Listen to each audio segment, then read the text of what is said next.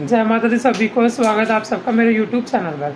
अपनी आज की इस वीडियो में चर्चा करेंगे कि आप भी अगर लक्ष्मी माता की कृपा प्राप्त करना चाहते हैं तो आप किस तरह से कर सकते हैं। तो चलिए वीडियो को शुरू करते हैं। तो देखिए, आप सबको सबसे पहले यही जानना चाहिए कि अगर हम मनुष्य की योनि में अगर हम इस धरती पर पैदा हुए हैं तो हमारा सबसे बड़ा फर्ज क्या बनता है कि हमें कर्म करना चाहिए। बिना कर्म करे तो हमें कुछ भी प्राप्त नहीं होता है। और वैसे अगर मनुष्य योनि में भी अगर आप पैदा ना हुए हों, अगर आप जीव हो, कोई से भी कीड़े हैं, मकोड़े हैं, अरे कोई भी है, जानवर है, उन सबको देखो कर्म करना ही पड़ता है। और बिना कर्म करे तो हमें कुछ भी प्राप्त नहीं होता है। अगर हमारे सामने अगर हम देखते हैं एक चिड़िया है, उसे भी घोंसला बनाना पड़ता है रहने के लिए।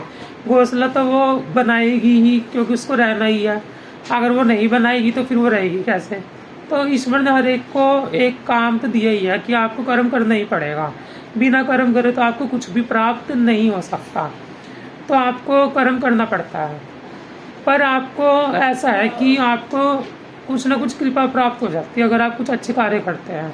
तो अगर आपको लक्ष्मी माता की कृपा प्राप्त करनी है तो आपको जितना ज़्यादा हो सके उतना ज़्यादा दान पुण्य करना चाहिए। क्योंकि आप लोगों के मन में रहता है कि हमें पैसे तो मिल जाए कहीं से भी, लेने के लिए तो आप तैयार हो, पर आप खर्च करने के लिए बिल्कुल भी तैयार नहीं हो। किसी गरीब की मदद करने के लिए आप आगे नहीं आते हो। किसी को अगर भूख लगी आप उसको 10 रुपये भी देते हुए कतराते हो। अगर किसी के पास में कपड़े नहीं हैं तो आपके मन में उसके लिए कभी दया भाव भी नहीं आता कि हम उसको एक कपड़े खरीद के दे दें। खुद तो आप भले कितने महंगे पहन लो, और भगवान के लिए अगर आपको कपड़े निकालने पड़ जाए तो आप उनके लिए भी नहीं निकाल पाते हो। हमेशा ऐसे ही देखा गया है कि अगर भगवान के लिए कोई भी चीज़ निकालनी हो ना तो आप लोग कंजूसी करते हो। आप लोगों के मन में आता है कि हमें पूजा के लिए कोई चीज़ चाहिए, चाहे वो घी हो चाहे वो तेल हो, कि हमें घटिया क्वालिटी का ही लेना है। और खुद के लिए खाना बनाने के लिए तो आप इतनी अच्छी अच्छी क्वालिटी का पसंद कर कर चॉइस कर कर हर एक चीज़ को लेकर आते हो, चाहे वो पहनने की चीज़ हो, चाहे वो खाने की चीज़ हो, चाहे वो कोई भी चीज़ हो। तो आपको ऐसा कार्य बिल्कुल भी नहीं करना चाहिए। और एक बार ये आप सोचिए, जो आप ऐसा कार्य करते हो, अगर आप भगवान को भी कोई चीज़ समर्पित करते हो, कोई चीज़ उनके लिए लाते हो तो अच्छी चीज़ ही लाओ ना।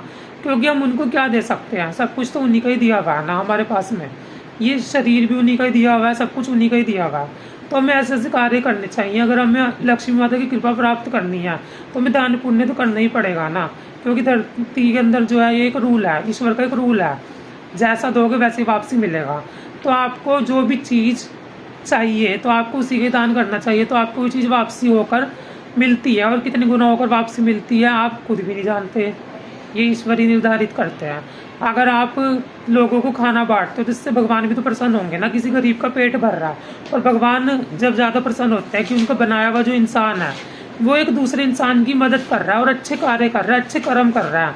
तो लक्ष्मी माता की कृपा ऐसे ही प्राप्त होती है। ना कि आप यूट्यूब पर उपाय देख लो कि 2 लोग फूंक दो कपूर में डाल के तो आपको लक्ष्मी माता की कृपा प्राप्त हो जाएगी, कोई सा भी उपाय कर लो, ऐसा बिल्कुल भी नहीं होता है। आपको अच्छे कर्म करने चाहिए और फिर उसके बाद आप रिजल्ट देखो। पक्षियों की सेवा करो, उन्हें पानी पिलाओ, उन्हें दाना डाल लो, जानवरों की सेवा करो, गौ माता की सेवा करो, और गरीबों की मदद करो, बूढ़े व्यक्तियों की मदद करो, अपने माँ बाप के पैर छुओ, धरती माँ को प्रणाम करो, सुबह उठ के ऐसे ऐसे कार्य करो। तो आप देखो भगवान आपसे कितनी जल्दी प्रसन्न होते हैं, बहुत जल्दी प्रसन्न होंगे। और आप पे लक्ष्मी माता की कृपा के आपको हर एक देवी देवता की कृपा होगी ही होगी। तो ऐसे ऐसे कार्य कीजिए।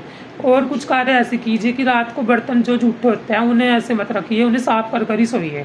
घर में साफ सफाई रखिए अच्छे से, और अपने से बड़ों का सम्मान करिए हमेशा। अपमान मत करिए किसी का भी, और छोटों को भी अपमान ना करें। और अपने आप घमंड, जो घमंड आ जाता है ना पैसों का, वो बिल्कुल मत लाओ। अगर किसी के पास ज़्यादा पैसे हैं और वो गरीब आदमी को गरीब ही नहीं समझता तो ऐसा आपको बिल्कुल भी नहीं करना है।